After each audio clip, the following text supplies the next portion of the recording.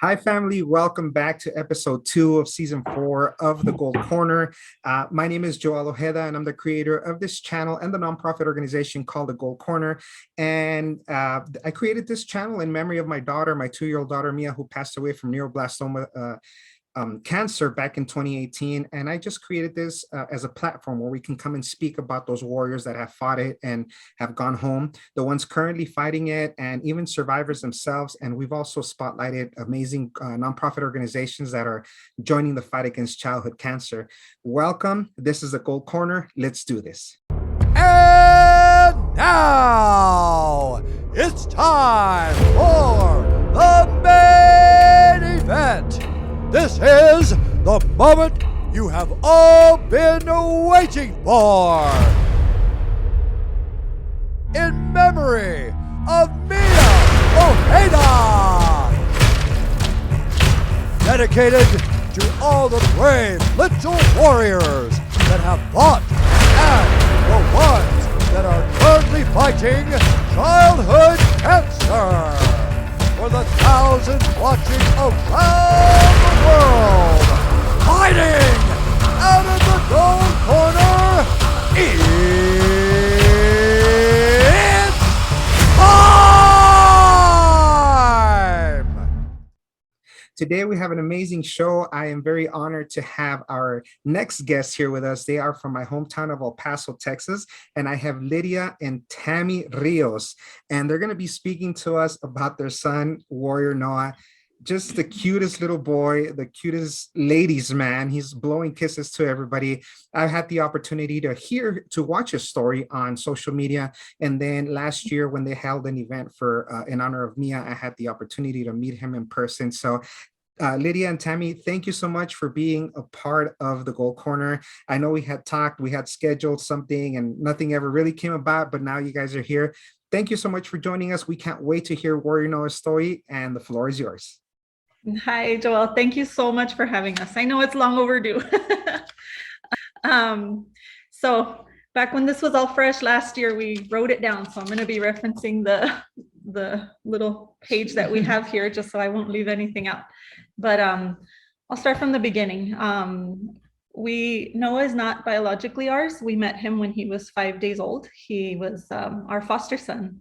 We were licensed to be foster parents the year before we met Noah, a few months before. Noah was actually our first placement. I remember I got an email and then I got a call from our caseworker, and she calls me and she's like, "Hey, check your email. There's a baby there that I think you'll want." And she said he was left at the hospital. He's only 4 days old. She said, a few things. She just as much as they know, she said he was abandoned at the hospital. He has some drugs and alcohol in his system. His mom says she wants him to be put up for adoption. So that's really why we got into foster care, because we wanted to adopt. So she says, "I emailed you a picture of him." I saw the picture and that was it. That was it. That's all it took.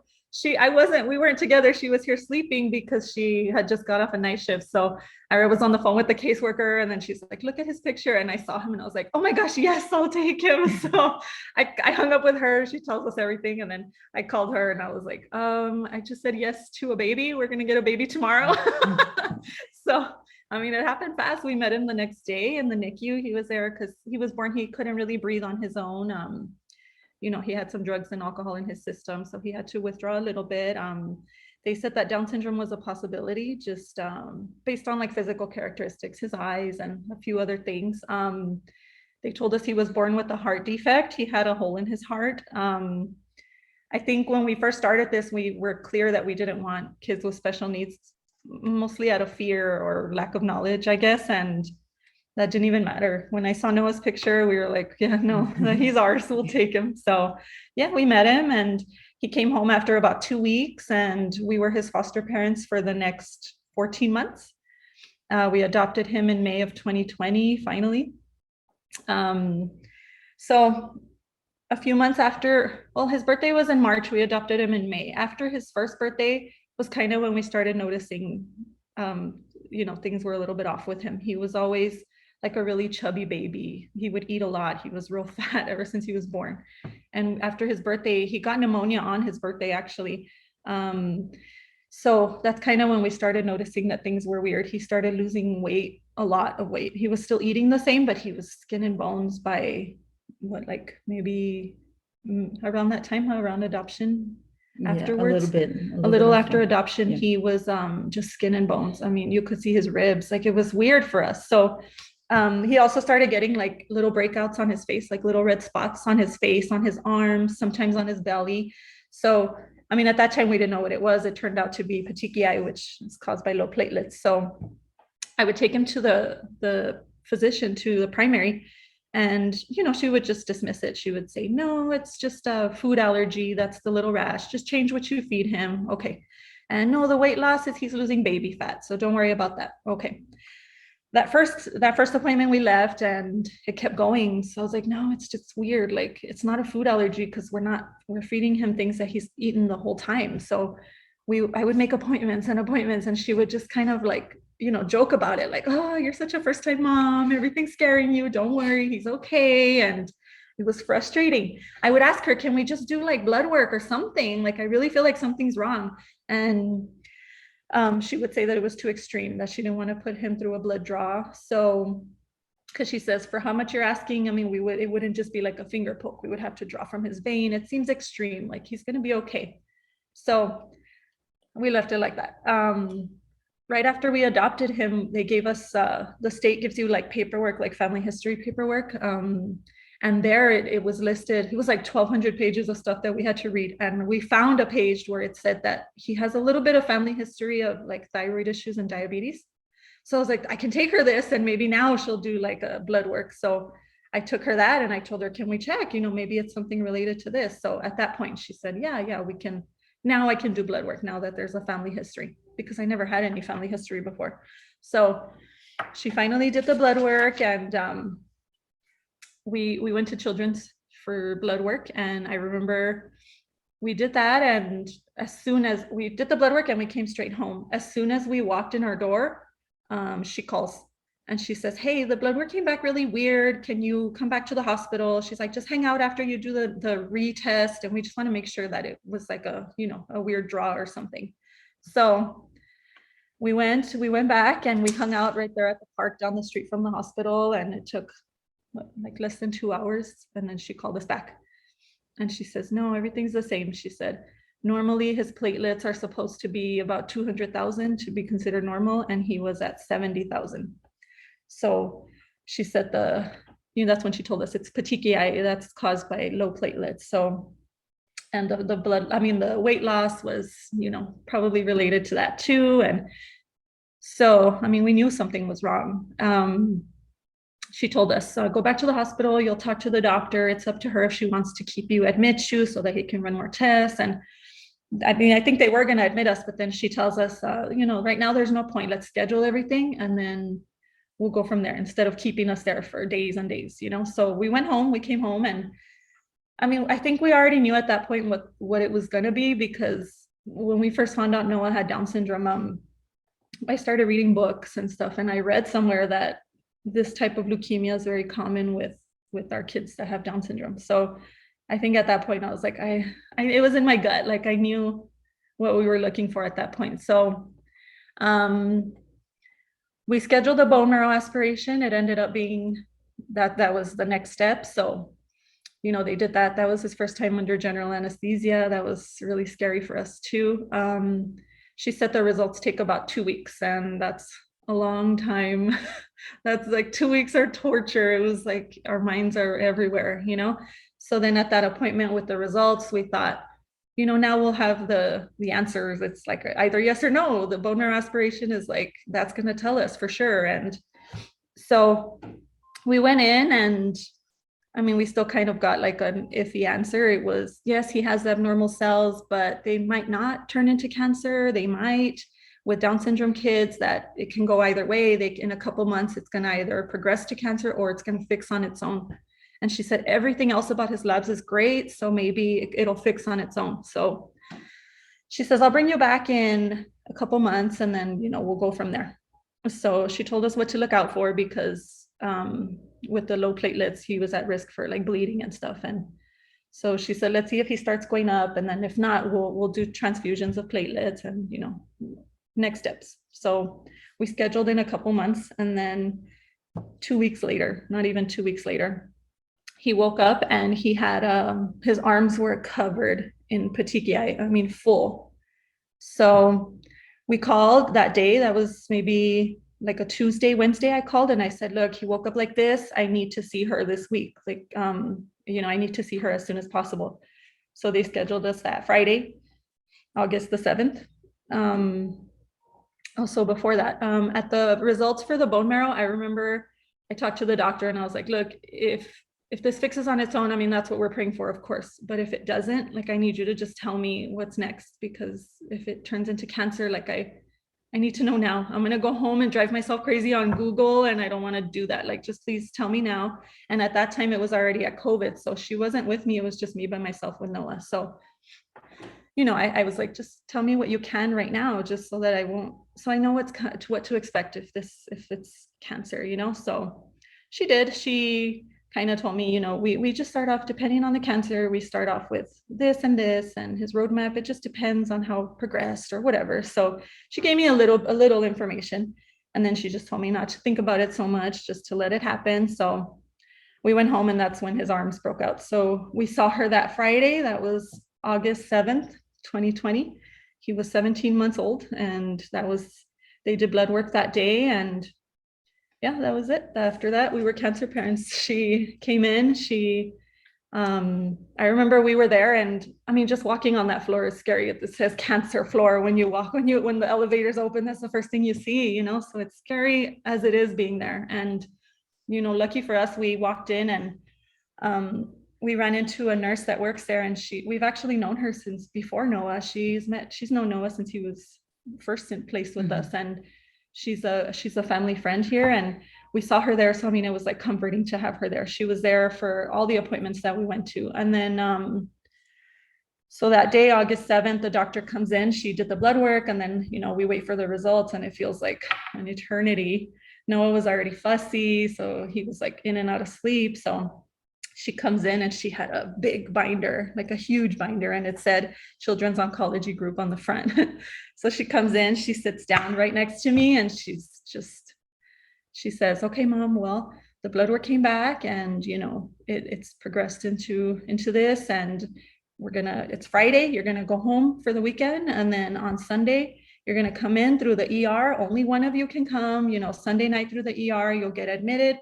On Monday, he'll get port placement, and I'll bring you the doctor right now so he can meet you. And then he's actually here, so he can come in and talk to you. And then he'll start chemo that day. I was like, whoa. I was like, so it's cancer. And she says, yeah. So it's, acute myeloid leukemia. It's AML. I guess, I don't remember much, but I think, she kind of went over the roadmap, the types of chemos. It's a blur that day. She saw me kind of distraught, so she said she'd give me a couple minutes. I remember I hung up. She left. I called her. I called my wife, and she was asleep. Same thing. She was coming off a night shift. She was asleep. I woke her up, and it's heartbreaking. She can't be there to hear it firsthand. She has to hear it from me, where I'm already hysterical. And I called her. I told her, and we hung up, and we said, okay, let's call our family. So I hung up. I called my parents, and she called her dad first. Her dad lost his mom to cancer when he was pretty young. So I think, there's not really much you can say, but I think it's comforting that, he kind of knows, what it feels like. So she called her parents, and I called my parents. I called my sister, and after that, the doctor, I left the room to go to the restroom, and the nurse, our friend, she was right outside the room. She had been waiting the whole time, and she was just, I came out of the room, and she was just like ready for me, and she hugged me for a long time, and she told me that, that this doctor, that she has a great success rate, that she's seen her cure so many kids. So for me to feel better about that, and yeah, it was really overwhelming. But then I kind of composed myself and came back to the room, and the doctor came in with Dr. Howe, the pediatric surgeon who was going to put his port in. And Oh, he's amazing. He's always been amazing. I loved him from the moment I met him. He's very nice. And um, he just told me what the port is for. He showed me what it looks like. And, we talked about his heart condition, how it was going to affect it. And so, yeah, I met him, and then doctor sent us down to lab for a COVID test because it's a requirement to get admitted. So we went down, we got our COVID test. That was the first one he ever did. So he was not happy. And after that, I feel like, you can never really get used to a COVID test, but I feel like after that, he knew what to expect. He's had probably at least 20 in his life now. So we came home, and, like she said, we had the weekend to kind of be with our family and process. And so we did. That night we came home, and that was actually that night that he got diagnosed. We were here, and that was the first time I ever had like an anxiety attack. I've heard of them before, so I kind of knew what it was when it was starting. I remember we were here in the living room talking about it, and I felt like I couldn't breathe. And I remember my heart was racing, and my hands like were numb, but they were like shaking. And so I went outside. I went to go get some air, and my neighbor came out, and we caught her up, and she's this crazy funny girl, so she used her humor, and she made me laugh. She kind of helped me like catch my breath again, and we came back inside. That happened twice that weekend. we couldn't even look at him without crying. It felt terrible. Like we had just adopted him, it felt like things like his bumps were over, and I feel like this was just a whole new thing. And so we were here, and then after, we couldn't really see much of our family just because of COVID. We didn't want to expose him, so we really hadn't been seeing them that much. But we told them just what we know. We at that time we didn't know names of chemos, we didn't know details about the roadmap or anything. But one thing I remember her telling me was that Noah's course of treatment would be a lot shorter than most kids, because he was going to be part of a clinical trial with the Children's Oncology Group. And this clinical trial is specifically for kids with Down syndrome who are under 12 years old, who have this type of leukemia, this specific type. So it's something that they've started at other hospitals, and it's so far, it had like an 86% success rate or something. So, I was happy about that. So what they said was it would only take 6 months of 6 rounds of treatment to get to the end of his course. So as opposed to like other kids, that have to do 15 months to a few years of treatment. What they said was that because they've noticed in other clinical trials that kids with Down syndrome can handle more than one chemo at a time, even if they're 2 rough chemos or whatever, they can handle a lot more. Just they have less, like less pain tolerance, less higher pain tolerance. I'm sorry. So we told our family that it was kind of like look at the bright side, his treatment's only 6 months, and so that weekend actually happened to be the weekend of the walk to San Lorenzo, that Saturday, Sunday. I grew up Catholic, so I don't know, that walk, so what you're supposed to do is that first weekend of August, you show your sacrifice, you pray the whole time, you walk from where you live to the San Lorenzo church, which is in Clint, and we lived in Socorro. So that weekend happened to be that weekend that you walk to San Lorenzo. So we used to do that growing up every time someone needed like real, like serious prayer, so like when my grandpa had his open heart, we walked. And I'm not kidding, every single time we've walked, we've gotten what we've prayed for. So, I think the point is like you show the sacrifice by the walk. There's a man who even walks every year, and he walks bearing like a big cross, like a 6-foot cross. He walks the whole time. And it's a tough walk because it's August, so it's like rainy. It's in, like the cotton field area. So it's full of mosquitoes. It's always raining. It's like not paved. It's unpaved sidewalks. It's a canal. It's like dirt. And so it's a tough walk. And I remember my sister and I walked because we were like, no one needs us to walk. It was last minute. We didn't sleep the night before because that was the day we found out. But we were like, no, we have to. And we start like at 5 a.m. so that we don't get the sun so bad. So, I mean, my sister and I walked, and I'm not in shape like I used to be. So it took me a long time to get there. And my sister's in shape, but she was like so annoyed with me because I slowed her down so much. I felt so bad, but I mean, we made it. So we walked, and you get to the church, you pray, and so that's what we did. We prayed, and I remember I saw the church, and like that's when my legs like started giving out, and we walked up, we prayed, and it's about a 9-mile walk from where we live to the church. So I mean, yeah, it's rough.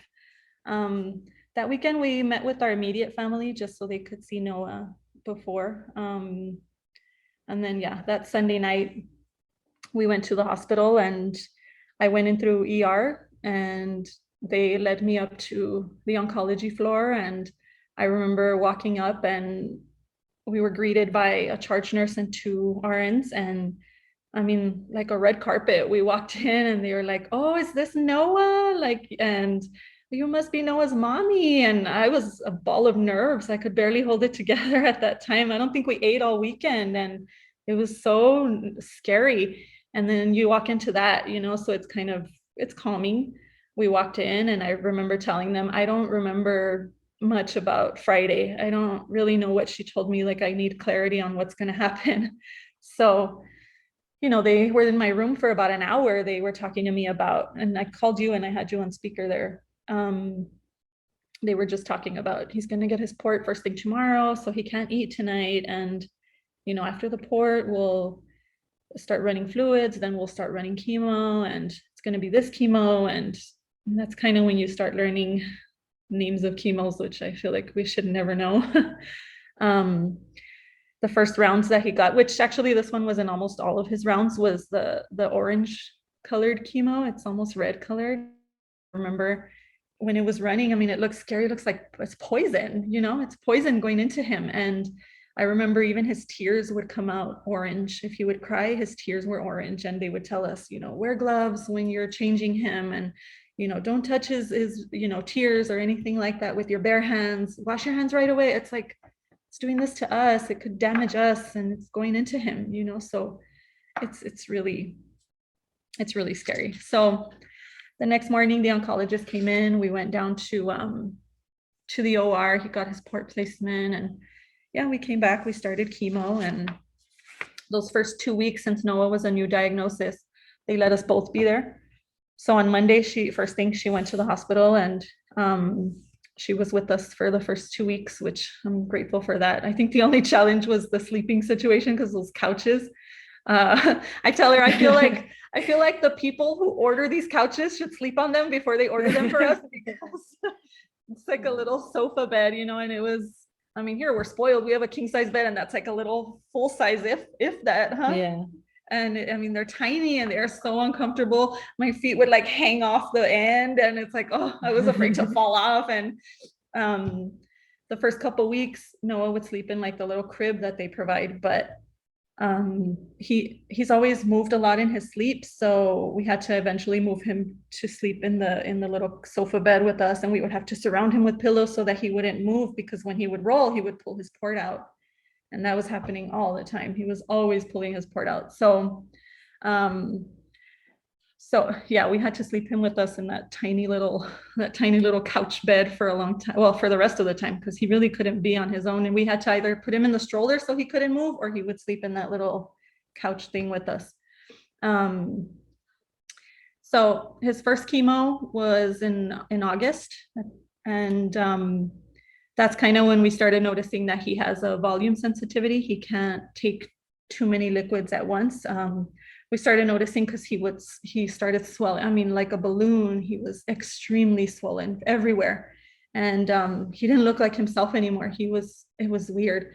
And so it kind of got scary, because it was making his heart rate slow down. Like his monitors kept going off. And thankfully his cardiologist that he had been seeing since he was a baby because of his heart condition, she had just moved from a private practice to children's. So she was always available. She was always in the room checking on him. She came in that day and she says, I'm going to take him up to PICU. We need to see what this is, because it's really weird. But she figured it was related to his heart. So we went up to PICU, and I remember, we couldn't figure out what it was, because at that time we didn't know it was something as simple as just volume sensitivity. They thought something went wrong. So we went up there, and they eventually figured out that it was just a medicine that he had to just start taking from now on, that just drains all the excess fluid from his body.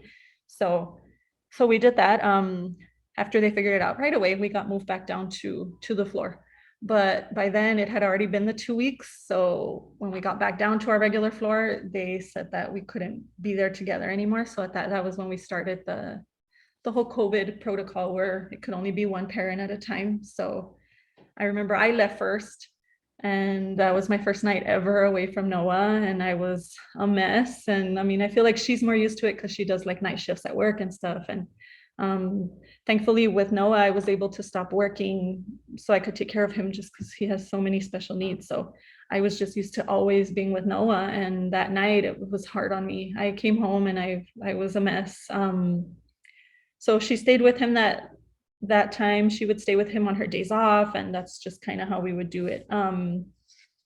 So now that we knew that he couldn't take a lot of fluids into the next chemos, we had to just, everything except the chemo had to be slowed down. The chemo, of course, had to run at a certain rate. That's the policy, but all his fluids were slower, medications and stuff. So just so that he wouldn't have the overload again. So we had to be giving him that it was called Lasix, that medicine 3 times a day, and it would just drain all that excess water from his body. That medicine is crazy. Within like 10 minutes of giving it to him, we are just diaper after diaper, because he was like filling them, draining all that fluid. So that medicine is crazy. And he had to do that the whole time just so that he wouldn't swell up again. So that time, that was still in August. We stayed in the hospital about 4 weeks that time. We left at the beginning of September. The roadmap states that we do another bone marrow aspiration after the first treatment. And, if he's not in remission, we go this way, and it's a really intense, treatment. And if he is in remission, we go this way, and it's less intense treatment, but it's still like a maintaining so that it stays, the cancer stays away. So of course we were praying for remission. And we found out in the first week of September that he was in remission. After the first treatment, he went into remission, and he remained in remission that whole time. So we were grateful for that. So then we went back in September. We found out was Childhood Cancer Awareness Month, and oh my gosh, we were impressed by that.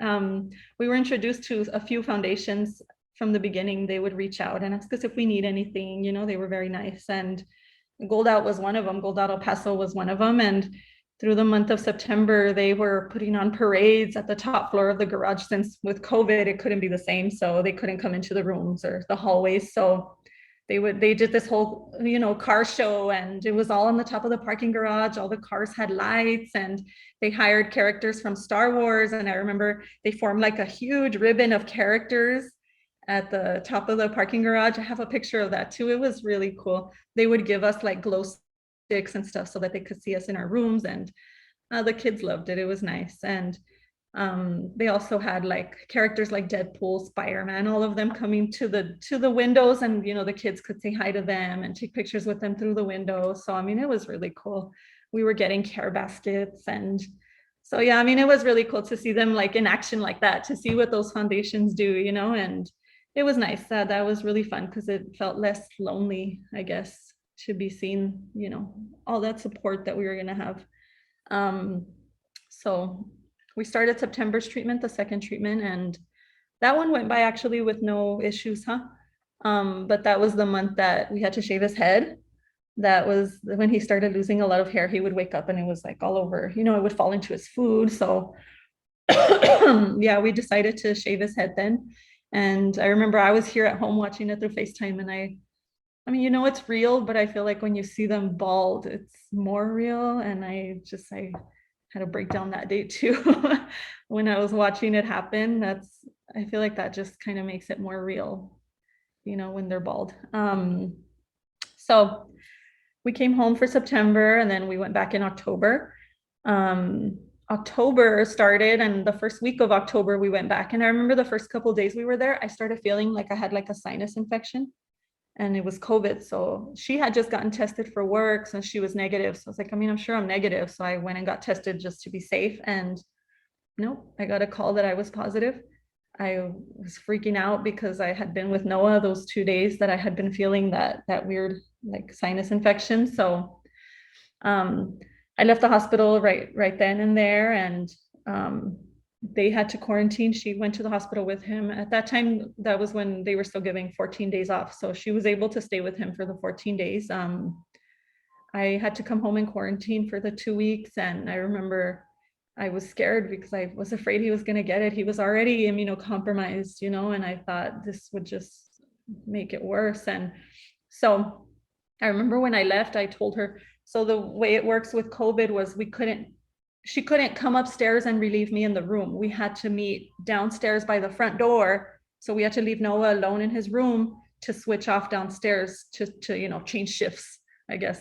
And because they wouldn't let us do it in the room. So she would call me and say, hey, I'm in the parking garage. You can start heading down now. So, I would grab my stuff, leave Noah by himself. So that little, couple minutes that we had together downstairs, we would make it quick because he was alone in his room. So we would just tell each other, okay, he ate this, he needs this. And so it was just like a little update. So that day we switched and I told her, so I'm positive, I'm going to go home. And I told her, he's a little bit weird today. Like, his breathing sounds a little bit weird, like just keep an eye on it. It would happen with the chemo. So I told her, just keep an eye on it. So I went home and she says that she had mentioned it to the nurse about how weird he was feeling. And the nurse, occasionally they would hear his lungs a little weird. And so they would call a doctor and, the doctor would come in and say, no, he sounds okay. We'll just keep an eye on it. And she says, I kept telling them, he's off, something's off. And the nurses would hear it. And again, you get a doctor and it's like, no, he's okay, and with all due respect, I feel like, doctors are busy with every single patient on that floor. I understand they're busy, but it's the nurses that are with us for 12 hours a day. And I know the way they try to do it there is they try to, assign the same nurse as often as they can so that, they kind of establish like a rapport with the kids. The kids start to trust them because they recognize them. And it's less scary when it's someone, and especially with Noah, because he was so small.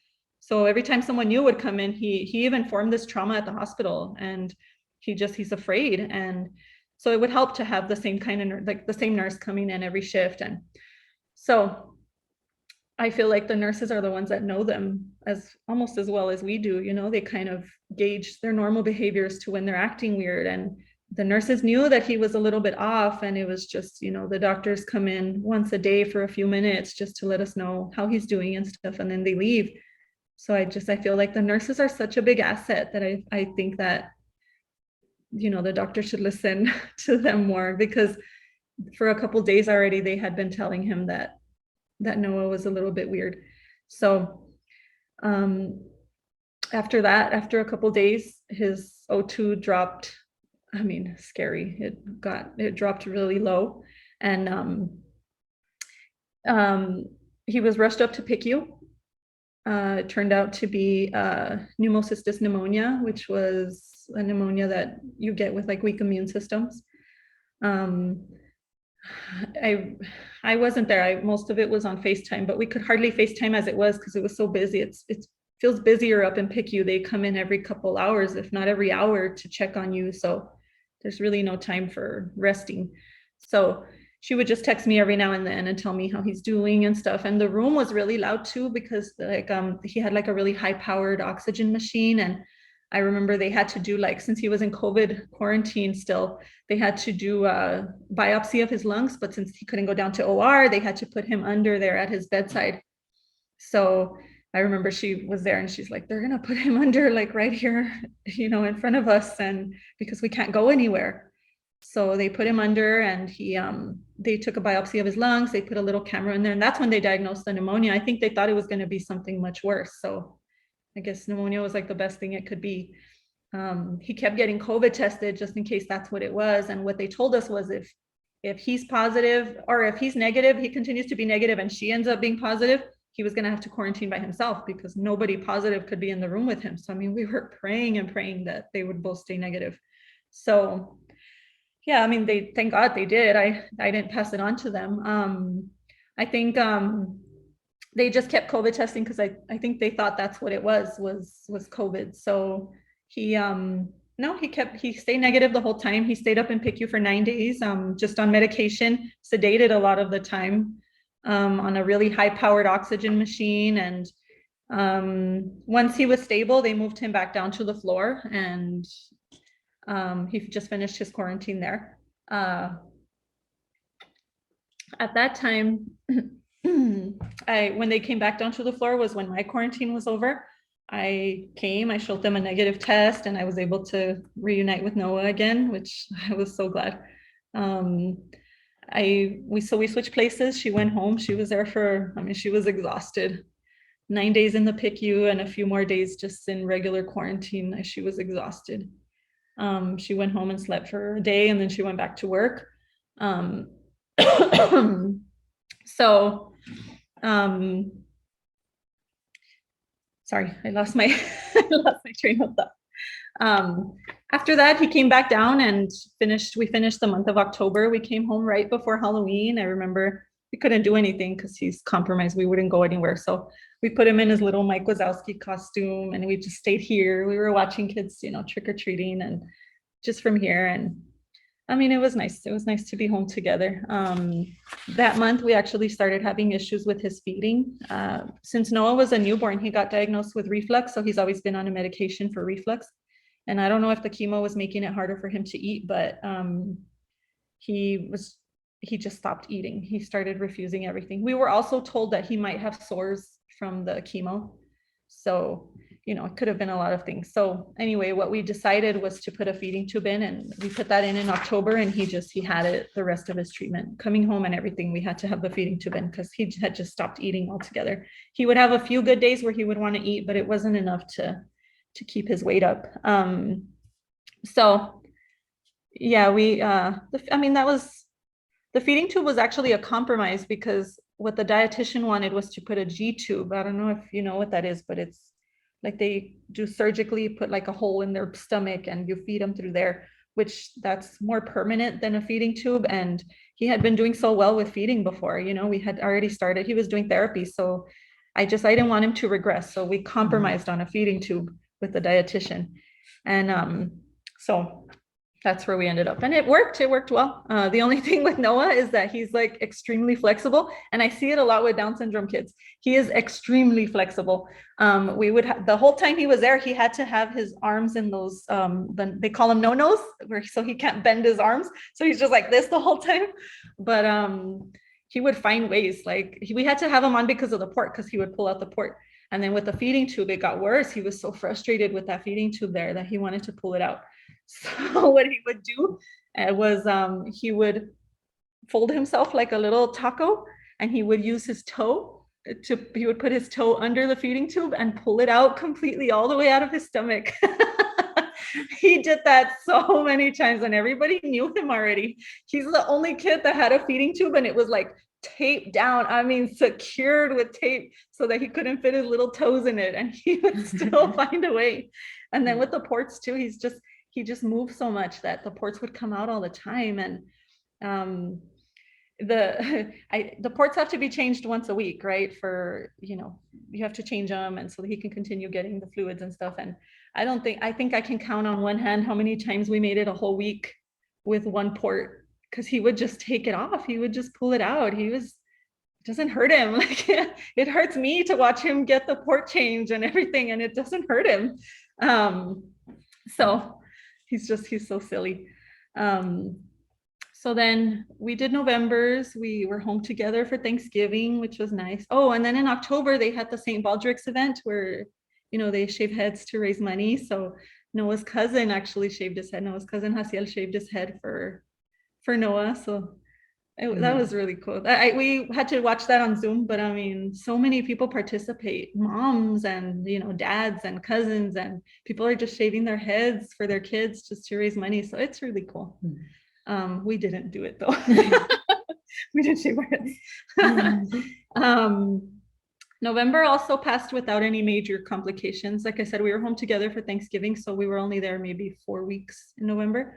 In November, the only thing that came up was that he developed a stomach infection called C. diff, and he never really got rid of it.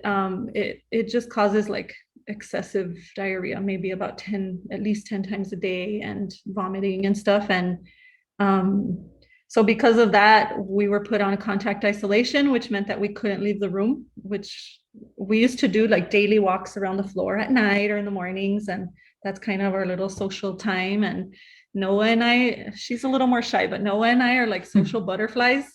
So that was like the time where that would help us keep our sanity. You know, we'd get out of the room and he was happy to be out. And like you said, he's a little flirt. He's a little ladies' man. So he loved being out there and getting all the attention from the nurses. They would see him and stop what they're doing. It's like, Noah's here, and dancing with him and everything. So he loved it. So in November, we got put on contact isolation, so we couldn't leave the room anymore. And he had a very hard time with that. He would cry and cry because he wanted to be in his stroller and walk around. So I mean, it's a pretty small room, and I would put him in a stroller and just walk him in circles around a little room, and that's the best I could do for him, you know. So that was tough.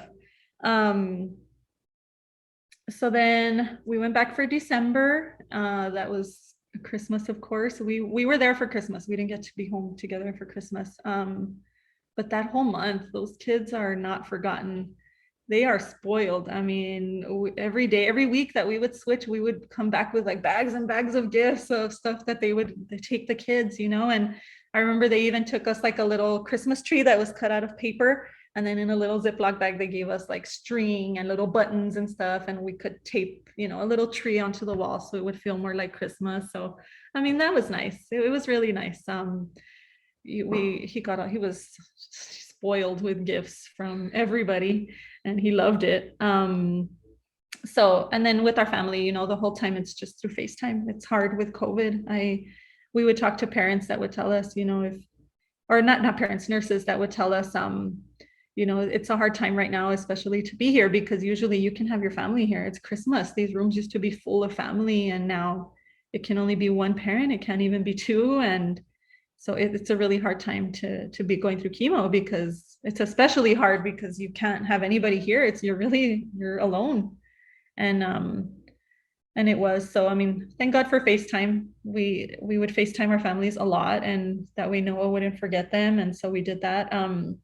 He came home like at 4 p.m. on New Year's Eve. So we got to bring in that new year together of 2021. So that was awesome. That kind of to us was like, okay, that's a sign that this is going to be a good year. Like, he came home on New Year's Eve. We brought in a new year together. And so that's when he opened the Christmas gifts that he had from our families. And oh, he had fun then, huh? So at this time we were on chemo number 5 in January. That one went by with no issues. And what they told us was January and February were going to be the same kind of chemos. So January went by with not really any issues, because of the feeding tube. He was gaining weight. And yeah, we were at his last, going into his last chemo. So we were super excited. He came home, we went back for February's treatment, and this was the scariest one of all of them.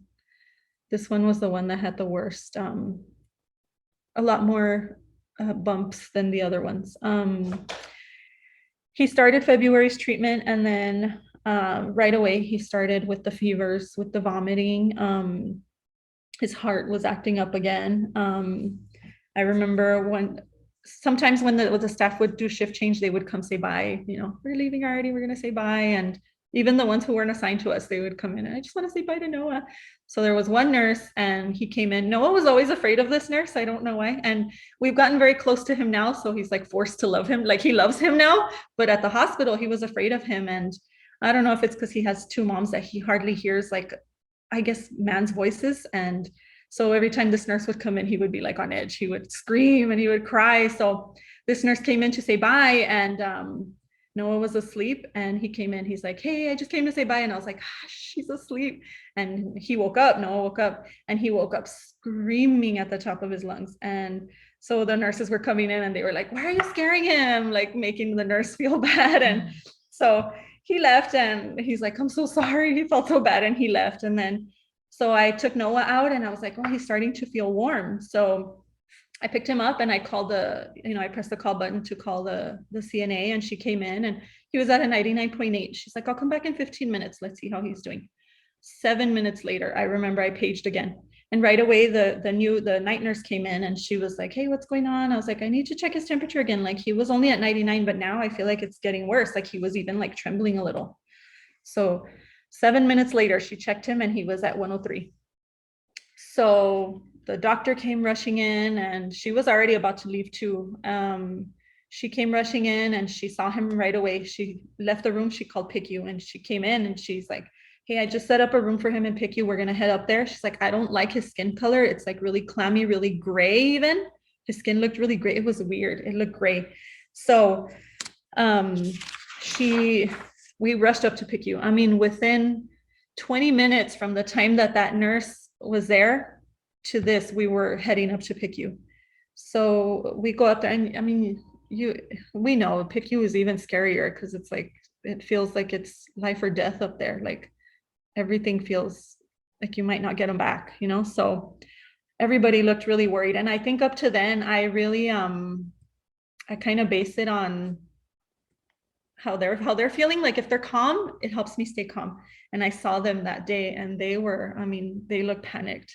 The doctor looked very worried, and she stayed at our side for hours. She stayed with us. She was supposed to leave right when this had started happening, and she stayed with us. And she even called me overnight to see how he was doing.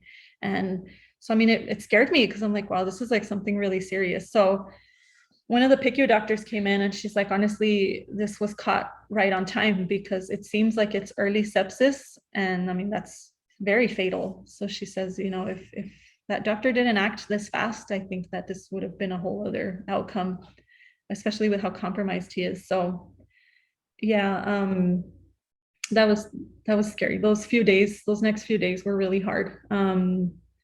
His fevers couldn't be controlled. His fevers were scary high. They would give him medicine, like a strong medicine to like a fever reducer, but and he would be okay in between, but when it would start to wear off, his whole body would be shaking and his skin would just be so clammy, and I couldn't pick him up. They told me I couldn't pick him up because he was connected to so many things that they're like, we can't risk you taking him off. Like, as it is, his machines were going off, by themselves. Like, it would have been worse if I had disconnected him from something. So they weren't letting me pick him up. And I remember I felt so guilty. He was crying and he's just looking at me, and all I could do was stand there and hold his hand. I couldn't pick him up. And sorry. So that went on for a few days. It feels helpless. Like, there's nothing we can do. His body is there shaking. It looked like a seizure from how much he was shaking. And I couldn't hold him. I couldn't do anything. So after a few days, yeah, they were able to control his fevers, and everything else was under control. They gave him the medicine he needed and everything was normal. So we went back down to his floor. Once we were there, what they said was his chemo had only been running for 2 days when this started. So they had to stop. Of course, they had to stop the chemo while we were in PICU. So we had to just resume from where we left off. So we started chemo again. And I mean, they were watching him like a hawk then, just in case this happened again. So yeah, we ran the chemo again, and it finished. And oh no, it didn't finish. A couple days after that, we were asleep, and I remember the night nurse woke me up, and she's like, hey mom, I'm gonna turn on all the lights. She says, his port looks a little weird to me. I want to check him under like the light. So I moved him from the bed to the crib, and she turned on the lights, and yeah, his port, the cover was like, it had a lot of water drops on it. So we thought maybe he had just pulled out the port. Well, no, he had taken it out a little bit, but it was still partly in. So what was happening was his chemo was going into his tissues instead of into where it's supposed to go. So I saw her freak out.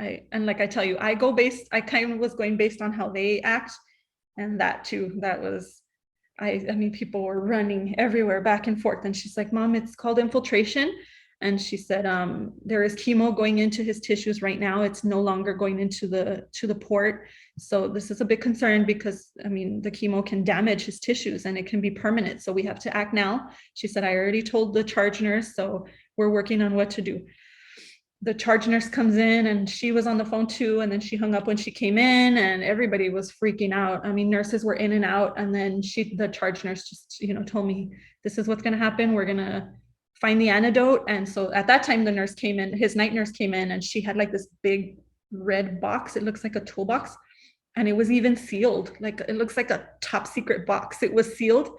And they had to break this seal with this tool, and you open it and it's like, wall to wall of that little box was covered in antidotes for chemos in case this happens. So they go through a little book and they're looking for the antidote for this chemo that he was running to see what they need to give him. And I think that they would just have to inject it, directly into to where he infiltrated. And because that part under his port cover was very swollen, and you could tell that there was a lot of fluid in there. So I remember hearing them on the phones because our room was right outside of the nurse's station. So the door was open because everybody was in and out. And I remember hearing one on the phone with I don't know who it was with, but she was, yeah, it's this chemo.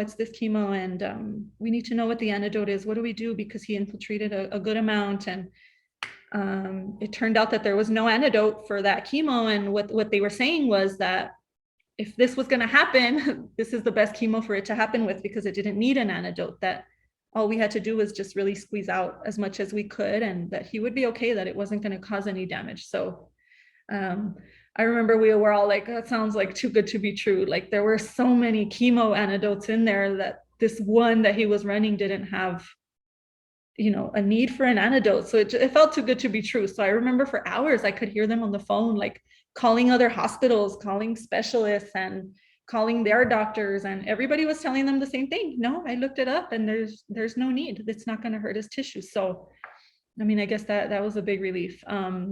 By this time it was already 5 a.m. when everything kind of calmed down. We had to hold him down and like squeeze out all the fluid and everything. And no, everything was okay.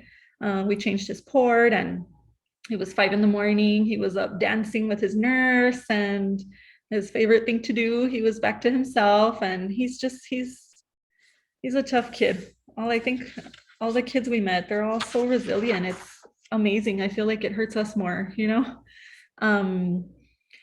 So yeah, with all these complications, he finished his chemo. We have like this video, everybody celebrating connecting his last chemo in February. I believe it was February 27th that we were connecting his last chemo. And we have to stay in a little bit longer for his counts to recover. So his birthday is on March 2nd. So he was in the hospital for his second birthday. I think that made us really sad because we went all out for his first birthday, and we're like, he deserves the same. He deserves a party and family, and he's not going to get it. And on his birthday, we did half days. So she was with him the first half of the day. And she sends me videos that the nurses came in, they surprised them, and they had this big banner signed by everybody that said happy birthday Noah, and everybody signed it wishing him a happy birthday. They came in, they sang to him, they brought gifts, and I mean, they just made it, something he deserved. We were so sad that he was spending a birthday there and he wasn't going to have a party, but he had a party. And to him, the hospital was home. And I hear that from a lot of parents that I talk to, that it's heartbreaking that we go home and that's not home. We would come home on those, 1 or 2 weeks after the month of being there, and it's not home. He would have trouble adjusting here. We wouldn't sleep for the week that we were home because he doesn't know his house. He knew the hospital. We would go there and he would go back to his sleeping patterns, and he was happy and he was okay there. Like that becomes home, and that's not right. It's heartbreaking. But, on days like that, like Christmas, that he was happy, it doesn't matter where we were. He was happy. On his birthday, he was happy. He was okay. So we were okay.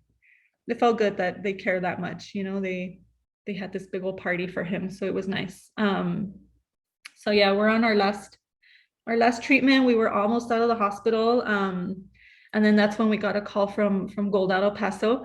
And they said that they had a man named John that works at a little company, a little hobby company that he has. It's called Pint Size Customs. And he customizes those little Tykes cars that we used to have as kids, the little Flintstone cars. He customizes those, and he wanted to make one for Noah. And he says he was talking to the founders of Gold Out and talking about kids. And when he heard Noah's story, that he wanted it to be Noah, you know, and this man that had never met him. And he does this as a hobby. He has an actual job, and this is his hobby, customizing these cars. And we met with him, and he did tell us, you know, he started it as he just made them for his grandkids. And it kind of turned into, hey, I should be doing this for good, you know? So he made them to donate. And and Noah couldn't leave his room. So I remember I went down to get the gift, and they're like, come downstairs, we have a gift for you. And he customized this whole car for Noah.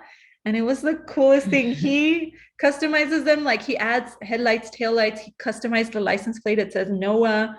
He put his sticker on the back. He put Gold Out sticker on the back. He adds like a pole to the back so we can push him, because Noah's not walking. So we could push him around the hospital. And he made it like a convertible top. He adjusts it so that we can take the top of the car off, so that we won't be struggling putting him in with the IV pole and walking with it. And he changes the color of them. So this one was like a tiger, and he says, you know, I don't know much about what Noah likes, so I made it a tiger because tigers are brave and strong, and so is Noah, and he's been through so much, and he's only 2. So he says, so it's a tiger because that's Noah. So it was the coolest thing. You know, even the news heard about that, and they did a story on. The story was about him, but they asked us to talk about the car that he donated to Noah. So Noah was on the news, and it was beautiful. And he still has it, and he still uses it. He loves it. It's the coolest thing, huh? Mm-hmm.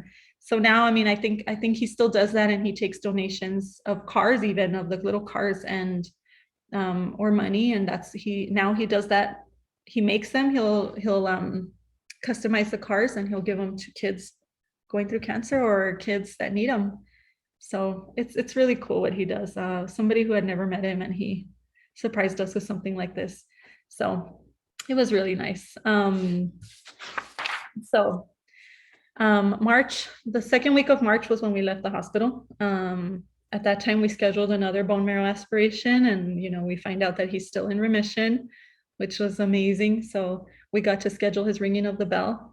I remember when we were inpatient, like, you know, you would see kids ringing the bell, and I can say every single time I saw a kid ringing the bell, I would cry, because they're so happy. And then I look at the parents, and the parents are so happy. It's like a weight off, you know, and the floor, they make it a very big deal. You know, everybody's there, everybody's rooting for you, everybody's clapping, and everybody's singing, and they make it so special. It's such a big moment. So I remember we'd be in his room, and everybody would, oh, Noah, it's almost your turn. Noah, that's going to be you soon. And it was just, it's so emotional. So after the second bone marrow, we were told that, you know, we could schedule the ringing of the bell. He rang his bell April 19th, 2021. It was a beautiful day.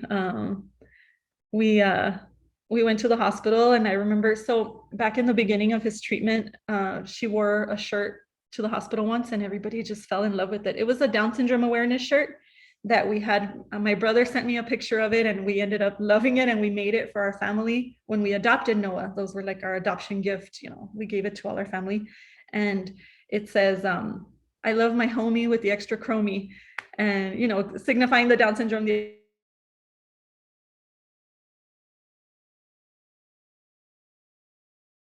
So she was wearing it once, and so we made her one, and then it turned into everybody on the floor wanting one. So by the end of it, I mean, I think all the nurses, with the exception of maybe 2 of them, there were even people from other floors that would come up and, where'd you get that shirt? And my sister has Down syndrome, and she's 30 something, and get us a shirt. So there were people all over the hospital that had this shirt, right? It was so cool. So the day he rang the bell, we go into the room, they do their checkup, and then they tell us, okay, we're ready for you guys. So we go down the hall. And when we walked out, I remember we started crying because everybody was wearing those shirts, and they were all wearing their homie with the extra chromie shirts. And I remember we could hear from down the hall that they were playing Noah's favorite artist. So from the beginning, Noah's always loved music. Like, that's what he loves the most. and he's never really been into like the kiddie stuff. So he likes to listen to, like, I mean, honestly, Guns N' Roses and Bruno Mars, anything country he loves. But specifically, he really loves this Spanish singer, Cristian Nodal. He loves him. And so he would always listen to videos of him. And you know, something cool happened to the first treatment. I remember he would always watch his videos. We have like a playlist of all Cristian Nodal songs, and it was, you know, Noah's always watching them over and over. So there were nurses that would come and they would like, oh, Noah, let's dance. And there was one nurse that she just loved how much he loved him. So one time she was there and we were recording Noah watching videos, and he's just so into it. Like, that's the only thing that keeps Noah's attention. He's so into it, and he's this tiny little baby, and he's watching this like Spanish singer, and he's all happy, clapping and dancing. So we record it, and she tells me, hey, do you mind if I post it? And we were like, yeah, you can post it, share it. And she says, I have a lot of friends, like, I want them to see it because they know how much I love him. So, you know, I want to show them like my work. There's this kid that loves him. So I mean, I believe her when she said she had a big following, but we didn't know how big it was. It's big. So she posts this video, and she says in the caption something about, look at this kid. He's one of my patients. He loves Cristian Nodal. It would be so cool if Cristian saw this and, you know, wished him well. Yeah, it happened. All her friends, it was crazy, sharing it and sharing it. I mean, thousands of shares. By the next morning, this was early evening one night. By the next morning, his mom, Cristian Nodal's mom, shared the video onto her page, and she put like, I can't believe that my son, it makes me so happy that he's so loved so far away from his home. So then by that night, Cristian Nodal put it on his page, and he said, you know, this is amazing, you know, sending blessings or whatever to whatever he needs for this little angel. So it was the coolest thing, because I mean, we love him as much as Noah does. So it was the coolest. I called my mom because my mom loves him too. I was like, Mom, Cristian Nodal just wish Noah well. Like, he's gonna be okay. So it was the coolest. I mean, less than 24 hours, and this girl had him giving Noah blessings. So it was the coolest thing, huh? So anyway, that day we're ringing the bell and we're walking down the hall, and they're playing his music full, like blasting his music, and everybody's singing, and Noah comes out and he's dancing, he's all excited, and it was very beautiful. It was so special.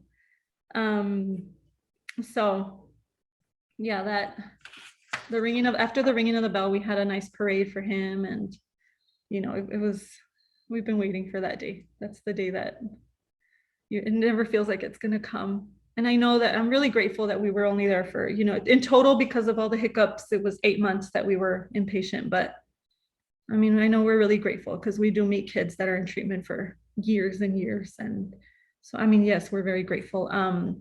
So that part was behind us, at least for now. And after this, we knew that with his heart surgery that we were going to have it very soon. So a little bit about his heart. He was born with a hole in his heart.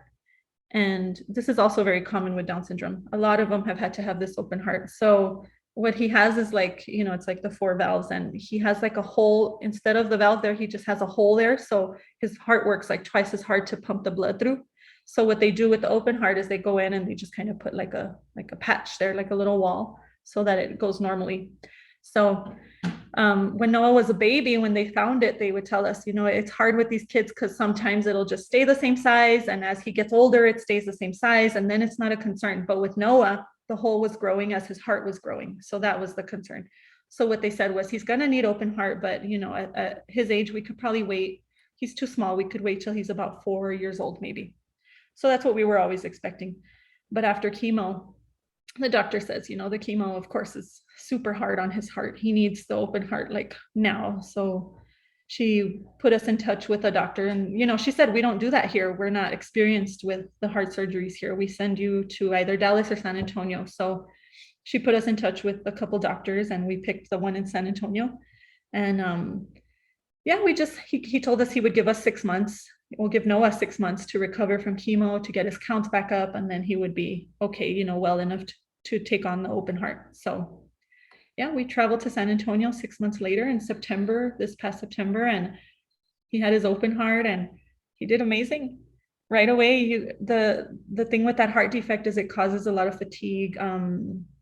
You know, so after the heart surgery, instantly, I mean, well, he was sedated for a couple of days, but once he woke up, we saw it right away that he had a lot more energy. And we were there for 4 days inpatient at the hospital in the PICU, and they would tell us, you know, you're going to go home now. You have to come back in a couple of days, just hang out in San Antonio. So we were staying at the Ronald McDonald House. We have to thank them too. The Ronald McDonald House is amazing.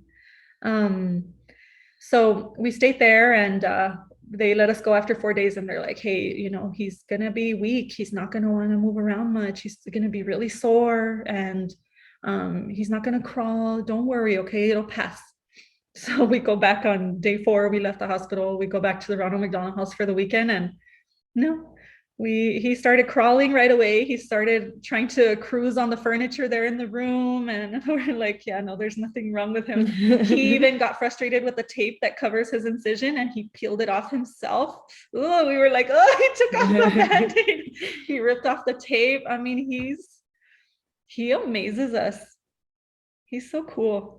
So that Monday we went back to the doctor, and he did his follow-up, and he's like, everything's good. If you're comfortable, you guys can go back home. So we came back home, and it's been great ever since. He's almost 3. And I mean, yeah, he's a little delayed from the hospital. We had to start all over with things like feeding, and he still regressed with the feeding.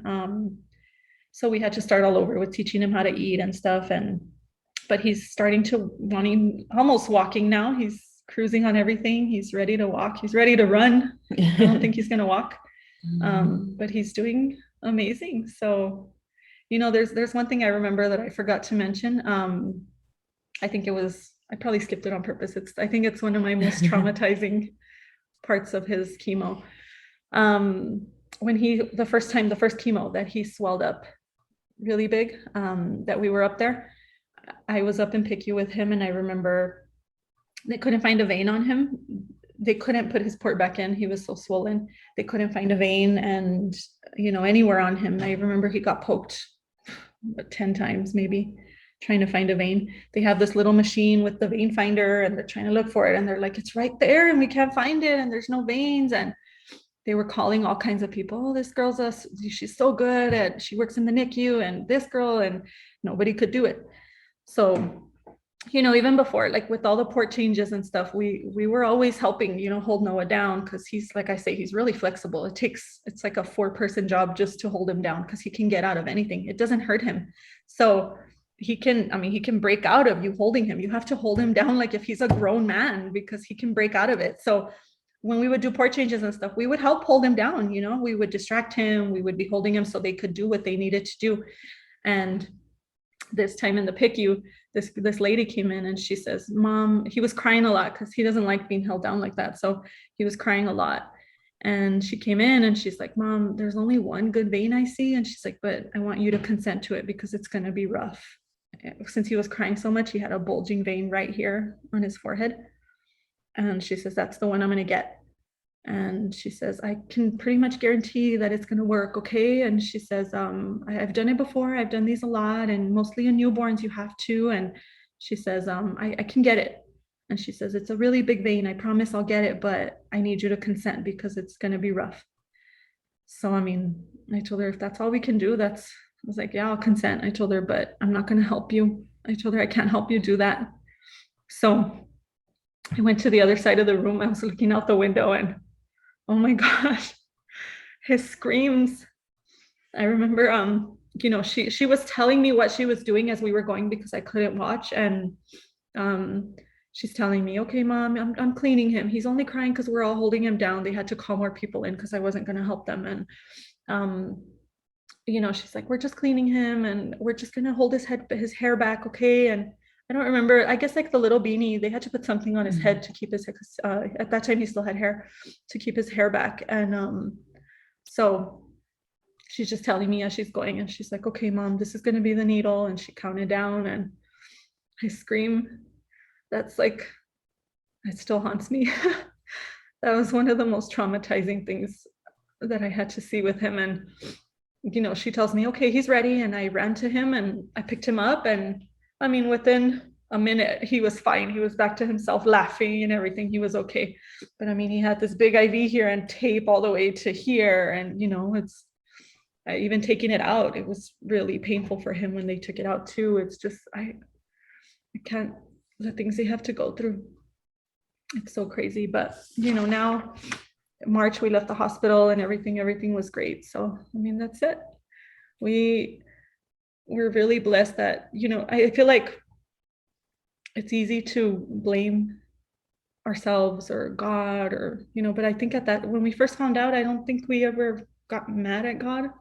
I think it was more, Noah was put here with us for a reason. Like, he was put with a family that was ready to fight this with him. We had the means to, we never opened a GoFundMe because, she has a job that can take care of us. And I mean, thank God she takes care of us well. And it's like, we never wanted to take money from people. So we never opened a GoFundMe. So it was like, I feel like God knew that if Noah was going to be with anyone, it should be with us, because our family took him in like if he's one of their own, because he is now. And we have a great support system. So it's more like, thank God he was with us when this happened, because if anybody could do it, I feel like we have the support to give him to go through something like this. And so, I mean, we want to thank our families, our friends, all these organizations that helped us. We've gotten so close to them now, not just Gold Out. I mean, a lot of them, we've gotten very close to a lot of them. And I also want to thank people that donate blood. It's life-saving. I think every treatment, Noah received at least 3 to 4 bags of blood and platelets. And so it's something really life-saving. So I want to thank everyone that does that. And just our family at Children's Hospital, they're family now. They know us well, and they know Noah well. They still ask for Noah. We're almost a year, actually, in a few weeks, we'll be a year post-treatment. So, and they still reach out all the time to ask me how Noah's doing. So, I mean, that's family. That's what family does. I told them the day that we rang the bell, I told them, you guys are the only good thing to come out of a cancer diagnosis. And I mean it. They were amazing. I don't know how many times they would tell us, don't worry, Mom, we're going to take care of him like he's our own. And they did. They gave us more time with our baby. He's thriving. He's amazing. He's a cool kid. And I wish I could bring him right now, but he's asleep. I want to bring him, but he's asleep. Well, it'd be nice to see him for our viewers to see him. But you know what, Lydia, it's like how they say, it takes special parents to take care of a cancer child. But now it takes special parents to take care of a cancer child along with Down syndrome. And just, I mean, it amazes me, honestly. And like you said, these children are so resilient to a lot of things. I mean, they can be crying and yelling, and then within a minute, they're back to smiling, and one of the things that you touched on is that a lot of these kids, that's the life they know. The hospital is their home. I remember I had somebody here on the show that their little boy asked the sister, when you were my age and you were going through this, and it's like, because they think that every child goes through this, they think it's normal, and it shouldn't be like that. It's so sad.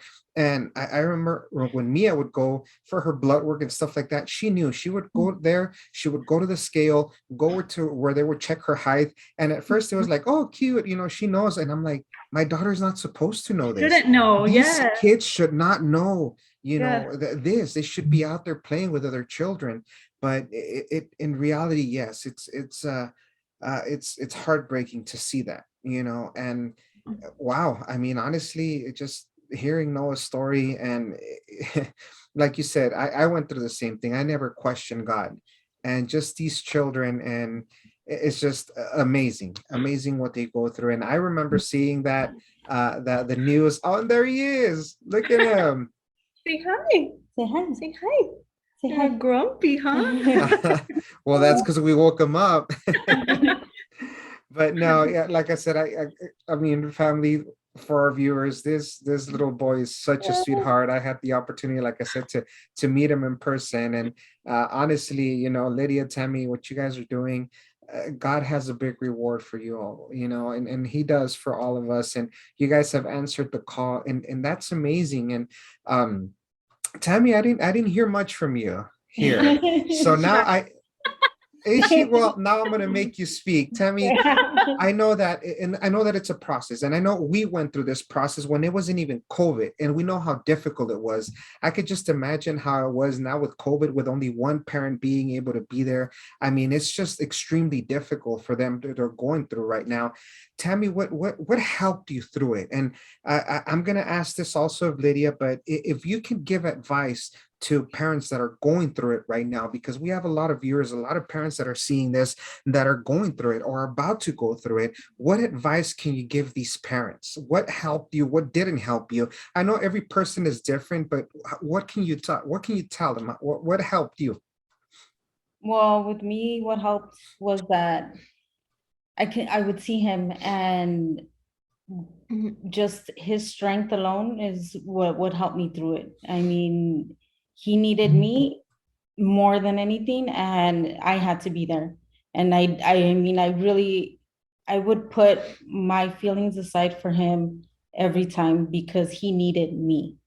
So, I mean, Lydia knows I really wouldn't get a day off. If I wasn't at work, I was with him. And my family knew. They knew, they were there for me. They were amazing. My coworkers, I mean, they would pick up the overtime shifts for me like crazy. And I mean, I can't express how amazing it was that everybody just helped. They stepped up, but just knowing how amazing he is, everybody else just they went in 100% for him, So that was an amazing blessing to see God work through them, through Noah. And I'm just so grateful for all that. I mean, of course, you're always going to stay traumatized from everything that went on. You're always gonna, you start hearing a little cough or anything at all, you just get scared. But I guess you just push through for them. We seriously waited for him. We wanted him. A lot of families, they accidentally become families. They accidentally become parents, and they don't realize the blessing that they have. We wanted Noah. Regardless of how he came, we wanted him, and we're so blessed to have him. And we were going to do anything and everything we could to be sure that he was okay. So, I mean, you again, this is a child, and I mean, you gave him a family, you gave him hope, you gave him not only that, but I mean, for you all to fight along with him the way you have, it's really touching, it's really inspiring. And we see a lot of children and that don't have that support, a lot of families that don't have that support system, how quickly parents are quick to just leave when difficult situations arise. But again, can you imagine if we just had even a 5% of what these children have of strength? If we only had a little bit of their strength, wow, we could do amazing things. They teach us so much. They teach us about life. They teach us how all these petty things don't count anymore. The things that the world is fighting over, all of this, all of that, politics, this and that. I mean, none of that. When you see a child going through what our children have gone through, I mean, nothing else matters. It really doesn't. And that, again, it's a blessing, and I'm glad to see he's doing well. And so what's next for Treat? Okay, so does he have a page somewhere in social media that people can follow him? I'm sure they want to see his journey. You know what? I never opened a page for him specifically. I think we just see on our pages. So it's with our names, Lydia, Tammy Rios. We just post his updates there because we have family that live out of town and stuff, and they people want to see him. But we never made a page for him. I probably should have done that because a lot of people ask for Noah. Yeah. Yeah, no, definitely. Like I said, I saw the newscast when they gifted him that custom made car. I saw the video of him ringing the bell, all the support, and honestly, that's a victory. That's a victory in itself. I tell people, being a mixed martial artist, I have raised the hands of amazing fighters, but I'm yet to see such an amazing fighter as a child that's gone through cancer. Those are the real fighters, and those are the real warriors. And I've had fighters say, I can stop doing this whenever I want, but these kids don't have the option of stopping, them having cancer. So those are the real warriors right there. So what's coming next for him? Does he have any more? I mean, I know obviously he has to go through testing now, for at least a couple of years, but anything right now in the near future that he has coming up? Nothing. The heart Wow. surgery was the last of it. I mean, we are praying every night that that's it, that the hardships of his life were only the first 2 years and he's done. He's going to turn 3 in March. And I mean, he's been doing amazing. We do go every month to see the oncologist, and he does do labs every month. And I mean, every month he comes out great. And we will be doing that for the next few years, Mhm. which I'm grateful for, because I know, relapse is a big Yeah, option. It's a big, what is it, possibility. possibility right now. Yeah.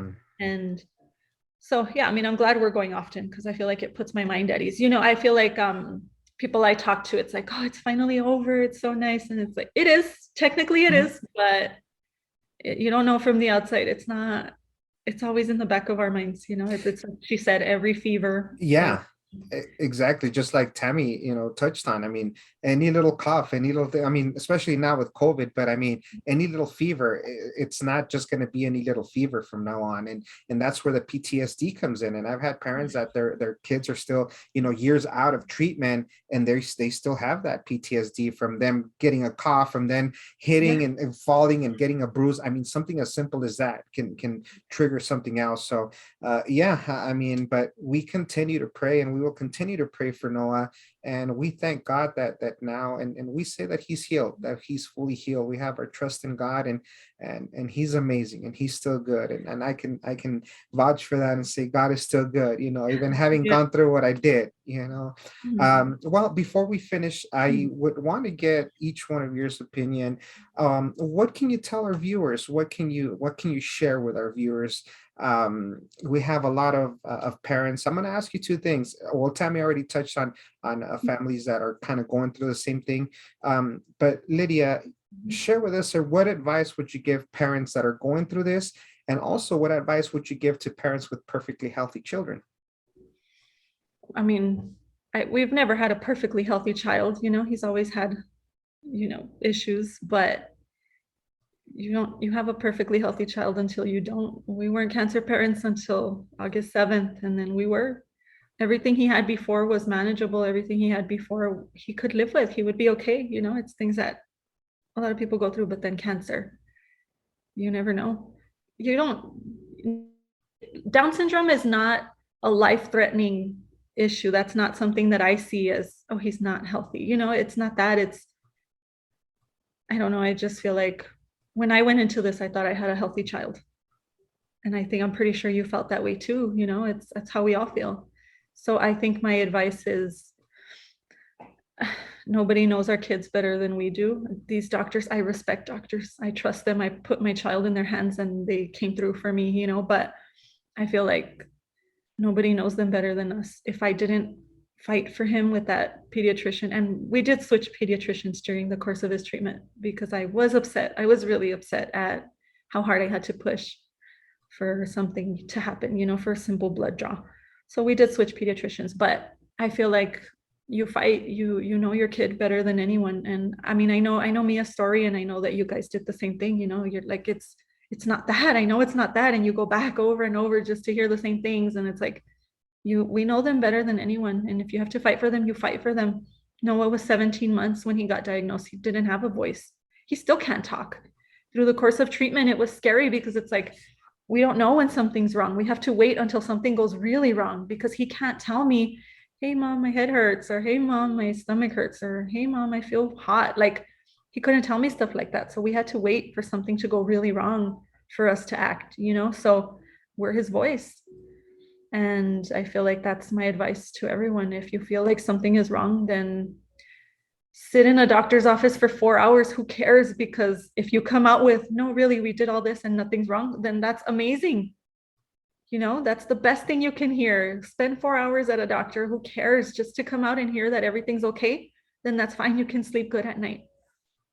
But And when you, those are yeah, 4 hours that can change your life completely around, because a lot of parents don't bother in doing that. But like you said, we are our children's voice. They don't have a voice just yet, so we have to say no, you know, something's wrong, we need some further testing, you know. And it's because I guess again the government says that it's uncommon, childhood cancer is uncommon, but it's not, you know, until it happens to you. Like you said, we were not cancer parents until we were told your child has cancer.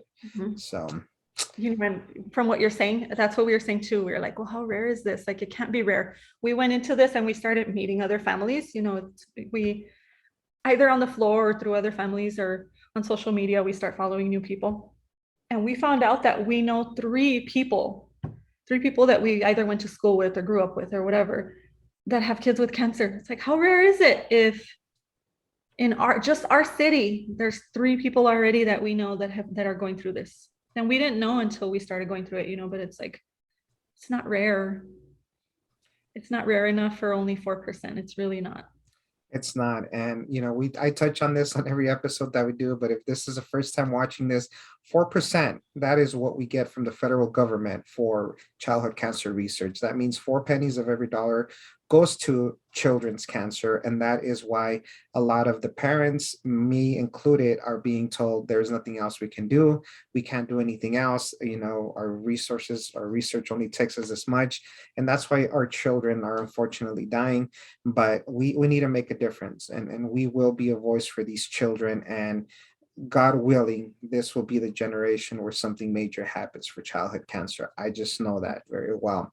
Well, Lydia and Tammy, I just wanted to say thank you again, once again. And I had just known his story from a little bit of social media, from the little bit that we talked in person, but now I get to hear this, and what a blessing and how encouraging. And it's children like Noah that make me so passionate about this, that make me want to continue to do this. As much as I'm hurting, as much as I'm in pain, as much as depression has become a part of my everyday life, Noah and all these other warriors are what keep me going, because that is my passion now. And that is why I'm here. And that is why God gave me this cross to carry and to bear. So I know little Noah's right there. He's upset because we woke him up, but Noah, I just want to let you know, baby boy, you're finished this fight, and I can't wait to see you in person again, so I can personally raise your hand and say you beat this. So Lydia Yes. and Tammy, thank you so much. And to all our viewers, thank you for watching this amazing episode. If you still haven't done so, go here and you know, hit the little bell that'll notify you every time that we do have an episode. Subscribe to our channel and help us promote childhood cancer awareness. This is who we are. We are the Gold Corner. We're a broken family, but we're broken together. Remember to live each day to its fullest, because tomorrow's not promised. And just hold on a little while longer, because we're almost home. God bless you, and we'll see you next time.